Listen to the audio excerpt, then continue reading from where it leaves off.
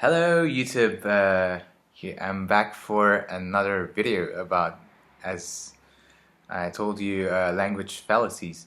Um, I've always heard a few people say, I've been learning Spanish for 5 years and I can barely hold a conversation.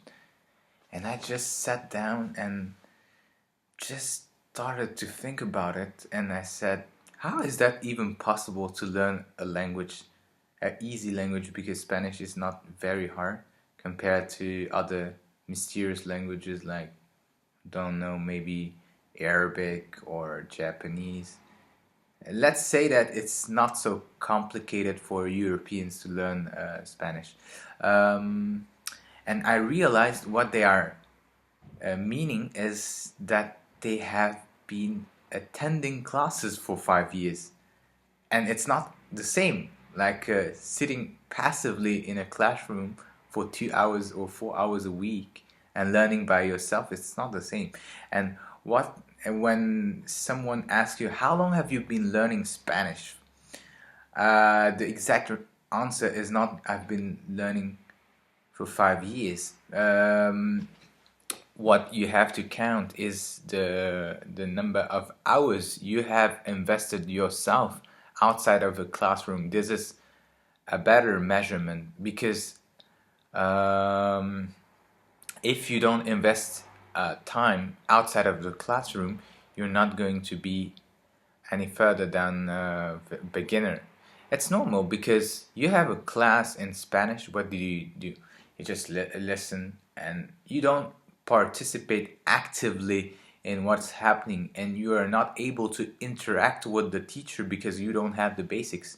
You are just listening. Okay, estar is conjugated as estoy, estás, está, estamos, estáis, están. Okay, you use estar when it's something that is not always going to be the same way, like I am in Madrid now, but you are not going to be always in Madrid, so you have to use estar, but you have to use ser if you say I am a man, and not as opposed to someone else says I am a woman. Okay, and so on. They always explain the language through grammar, and they do grammar drills, and they teach the language in such a way that you are just not motivated enough to carry on your Spanish studies when you're at home. So you have to take care of your language learning yourself, and you don't even need someone to explain you that estar is for this use, ser is for that use in this particular language. What you have to do is invest invest time. And what do I mean by invest time? Building, how should I say? I haven't been able to express myself in English for a long time. I actually never use English. That's my problem. I always talk to other people in their native language, and I rarely encounter English speaking persons. So I speak Turkish, Arabic, Bulgarian, and so on, but I don't have any opportunity to speak English on a daily basis. This is my problem. So I have to I have to find my words in there are something somewhere in the back of my head. But okay, let's get back to what I'm explaining. So invest time is essentially, like I said in my previous video, getting more familiar with the language through a holistic approach, like reading dialogues, listening to dialogues, look up the words that you don't know, and finally understand the dialogue without the translation, and then moving on to more complex texts and getting more and more passive knowledge of vocabulary in a given language. This way of learning will enable you to know how to build sentences, because you will see a lot of uses of ser and estar in different contexts is to be in Spanish, and you don't even need the grammatical explanation to know that you have to say estoy en la cafetería and soy mexicano. You will know when you will have to use a certain form of to be in Spanish because of context, because you saw it so many times, and it will become natural. So what I recommend you to do to keep track of what you're doing, what you're investing in your language learning, is to have a notebook. Like I have this is my small notebook for Bahasa Indonesia. What do? I actually write down the dialogues in Indonesian, and sometimes I will, for a word that I have a hard time to remember, I will just write it underneath what it means. But now I try to avoid doing that because I realize that if I have the context, even though there are a few words that I don't understand, by reading the translation that I don't copy, after a few times I know the meaning of these words without having this crutch of a translation in French here underneath. So so I just copy the dialogue. I read it a few times. I listen to it a few times. I repeat it one day afterwards, 2, 3, 4, 5 days, and then every day when I finish my session, I just I use yeah, a stopwatch, and I will make a list, put the date and the amount of minutes I invested in the language. And so I can see that I've been learning consistently every day, and I keep track of how long I have learned it. And when I complete a column, I will add all those minutes and to see how many hours I've been learning Indonesian. So far, I've been learning 20 hours of Indonesian. This is a very good measurement of how long you have been learning the language. I just wanted to add something. Some people undertake a very challenging language learning processes, such as learning Korean, learning Arabic, I don't know, learning any complicated language that is very different from your own language and from all languages you have been learning in your life. So, what is the secret to succeed in those languages? It's to keep learning, whatever it takes, because if you apply this method, this is my personal method of keeping track of what you have been doing. So the date and the amount of minutes you have invested. My technique is actually for Persian. For instance, my first goal was to attain. Actually, my original goal was to keep learning Persian 1 year, every day, at least 20 minutes. So it's an achievable goal. Most of the time, I've been doing more than 20 minutes. I've been doing half an hour or 45 minutes, so it's not a problem. But actually, afterwards, I changed my aim, and my aim was to reach 100 hours of of learning on my own. I've attained this goal, and I'm now at 120 hours, something like that. And I would want to carry on until I reach 200 hours. Why should I say more about learning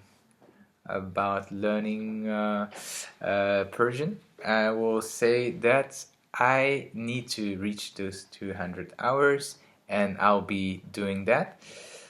And I was speaking about how to succeed in any difficult language. It's a psychological aspect of language learning. You have to keep learn it, and just set this first goal of 100 hours, and don't quit until you reach this 100-hour plateau, because you will develop a certain habit of getting in touch with this language every day.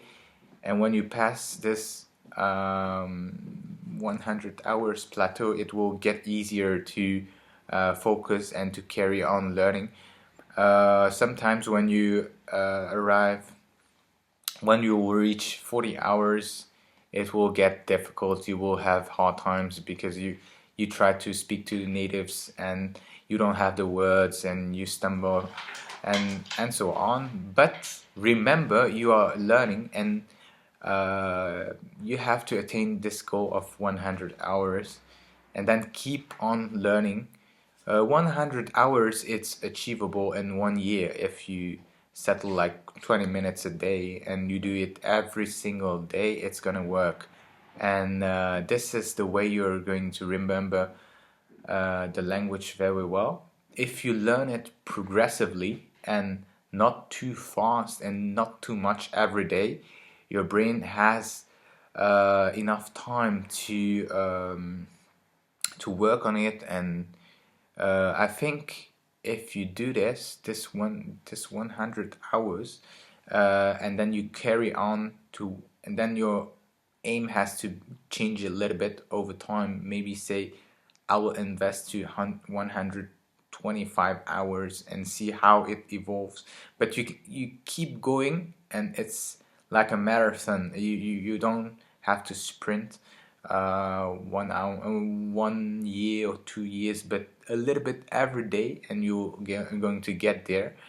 For those hard languages, you can't possibly do anything else, because like if you settle a goal of learning Arabic every day 2 hours, it's too much for the brain. It's especially when you're a beginner. Just do a half an hour every day. Get familiar with the script.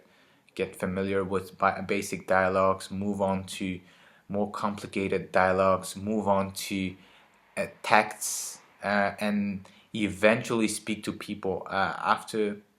I think you can start to speak to people after 50 hours. It's not going to be very productive, because for hard languages you need more than 50 hours of study. But at least you know that you learned something. But it can backfire also, because for my Persian, for instance, I tried to speak after 40 hours of input, and it was not very good, because I couldn't say what I wanted to say. I always had to ask, how do you say this and that? I was kind of frustrating.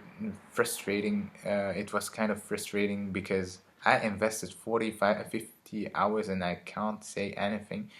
But it's not a problem, because it's a stage of the language. You just have to overcome it and move to the next stage, and you will be fine if you continue to do it. The the biggest mistake is to give up. If you give up those 40, 50 hours, that you did it for nothing. If you keep on learning, this investment won't be lost. So you will be able to retrieve those words that you have been learning for the past 40, 50 hours in next conversations or dialogues or magazines and so on. So building the basics, it's very time consuming for those difficult languages. You have to invest 2 years, I think, of daily study, at least 20 minutes to half an hour a day. But eventually you're going to be there. I saw it with my Bulgarian. I'm seeing it now with my Russian.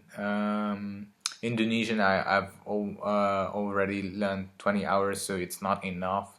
But my aim is to speak it in Malaysia, and I'll try to. I know that it's a different language. It's Bahasa Melayu in Malaysia, but it's quite similar, like Slovak and Czech or something like that.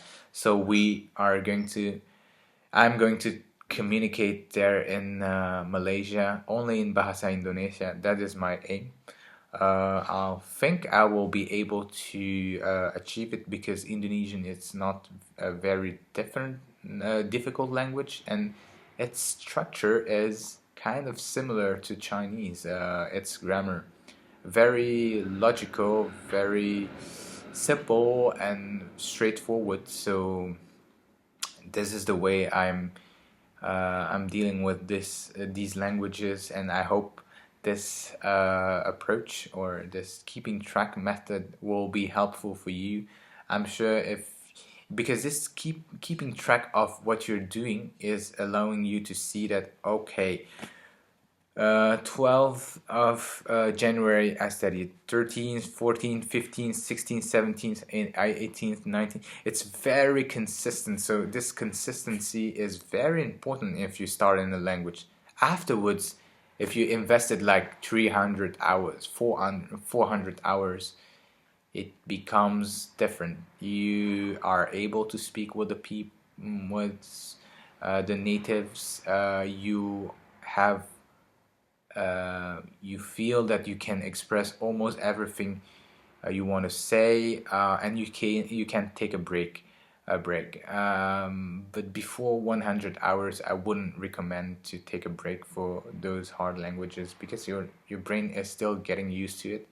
So please keep on learning, and if you have some experiences learning those weird languages, like weird, when I say weird, is very exotic languages, you can drop by and leave a comment, and we can always exchange our tips to learn any given language. Have a nice day, and I wish you luck. Bye bye.